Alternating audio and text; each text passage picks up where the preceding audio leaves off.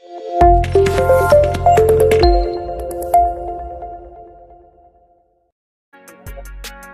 guys, welcome back to our channel, RMR Real Estate channel.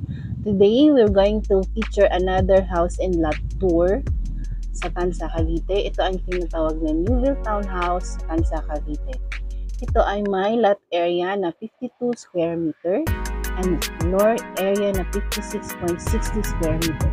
A total improved area of 90 square meters.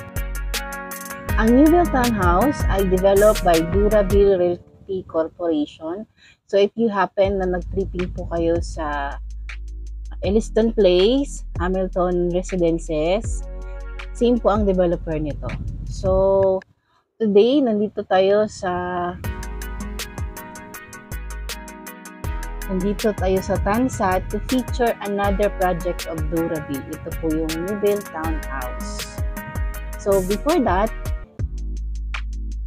kung kayo po ay bago sa ating channel, mangyari po lamang mag-subscribe or tap the notification bell so that you'll be updated on our next video. Okay?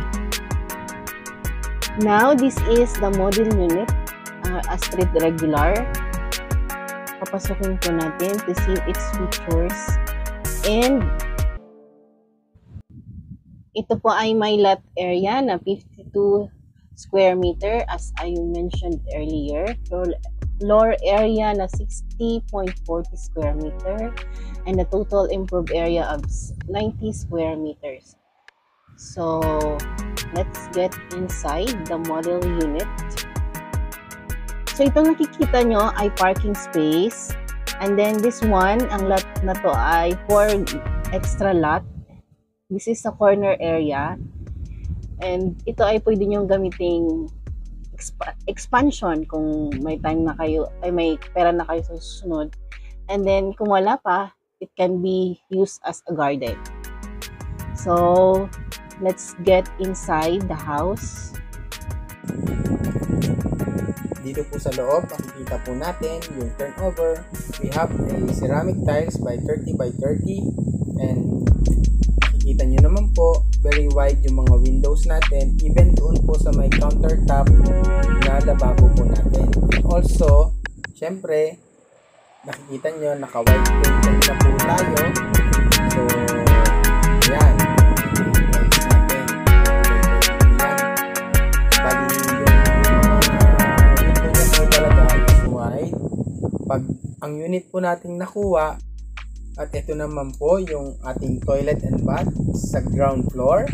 Naka-ceramic tiles na din po yan with telephone o shower. Ayan po.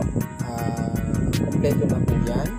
And then sa second floor naman po, may 3 bedrooms po siya. So ito po yung master bedroom.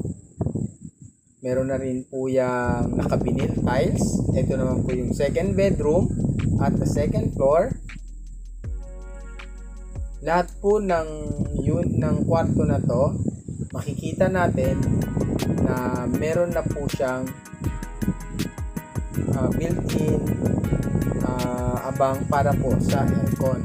So meron din po tayong common toilet sa second floor.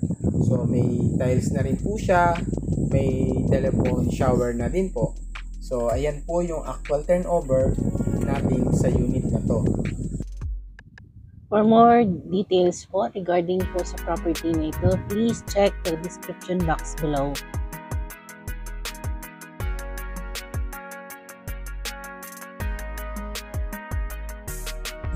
At dito po sa master bedroom natin, makikita po natin na meron din po siyang window para door para doon po sa may CR.